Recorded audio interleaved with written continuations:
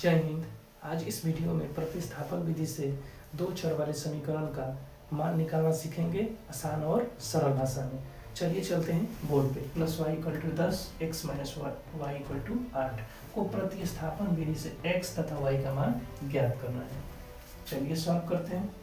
Solve करना चालू करते हैं।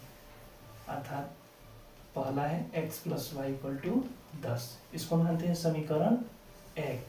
दूसरा है x minus Y equal to 8, समीकरण 2। दोनों का हमने नामकरण कर दिया, यानी x plus Y equal to 10 समीकरण 1 है हमारा, x minus Y equal to 8 समीकरण 2 है। x और y के पास देखो हमको मान किसका निकालना है, x और y को, x और y का मान निकालना है। यानी x और y के पास पहुंचने के लिए हमारे पास दो रास्ते हैं। अर्थात पहला रास्ता है यानी x plus Y equal to 10, दूसरा रास्ता है यानी x minus Y equal to 8। चलते हैं पहले वाले रास्ते से, अर्थात समीकरण 1 से। तो लिखेंगे समीकरण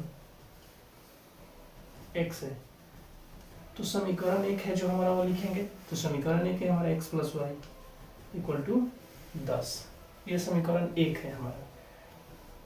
तो बराबर के इस साइड हमारा x प्लस वाई है और बराबर के उस साइड हमारा 10 है।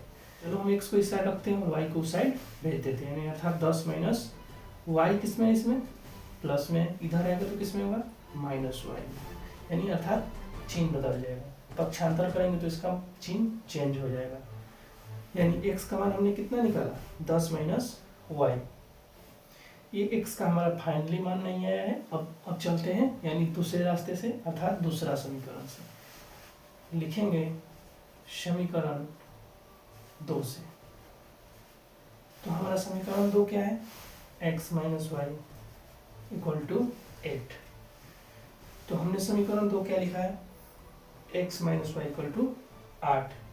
अर्थात हमने पहले से x का मान कितना निकाला है, यहाँ पे हमने तो x का मान निकाल कर रखा है, अर्थात 10 माइनस वाई। तो हमको समीकरण 2 में जहाँ भी x दिखाई दे रहा है वहाँ पे इस मान को पुट कर देंगे।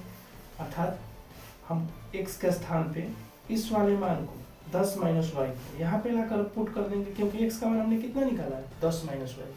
तो इस x के स्थान पे इस वाले मान को रख देंगे, यानी 10 माइनस वाई, और पहले से ये है हमारा माइनस वाई इक्वल टू 8। अब ये हो गया हमारा 10, तो 10 से रहेगा माइनस वाई और minus Y minus 2y equal to 8। अब ये देखो, ये है अचर राशि और ये अचर राशि, इन दोनों राशि को एक साइड कर देंगे, अर्थात 10 को पक्षांतर करेंगे, उस साइड ले जाएंगे। इधर क्या बचेगा हमारा minus 2y equal to, equal में पहले से ही हमारा 8 है, और इधर से हमारा जो पक्षांतर करेंगे 10 को, 10 हमारा प्लस में है, 10 को उस साइड ले जाएंगे तो किसमें होगा माइनस में होगा। अर्थात इधर होगा माइनस 2y और 8 में से 10 गया, जब हम माइनस करेंगे तो कितना बचेगा माइनस 2 बचेगा। तो माइनस से माइनस हमारा तो कैंसिल हो जाएगा, 2 से 2 कैंसिल हो जाएगा, यहाँ पे कितना मिला 1 मिला। तो y का मान हमारा कितना आया 1, अर्थात हमने y के पास पहुंच गए, यानी अर्थात y का मान हमने निकाल लिया। अभी किसका मान निकालना बाकी है, x का। चलो अब चलते हैं, x का मान निकालने के लिए किसी भी समीकरण में आप y का मान रख दीजिए। देखो समीकरण 1 है और समीकरण 2 है, आपकी जिसमें मन करे इच्छा इसमें आप रख सकते हैं। तो हम चलो समीकरण 1 में रखते हैं। तो लिखेंगे समीकरण 1 में y का मान रखने पर, देखो समीकरण 1 है वो लिखेंगे, समीकरण है हमारा x plus Y equal to 10। हमने y का मान कितना निकाला है, यहाँ पे हमने y का मान निकाला है, तो हमको x जो सेम है सेम रखेंगे, y का जो मान निकाले वहाँ पे y का मान y के स्थान पे सेम स्थान पे रख देंगे।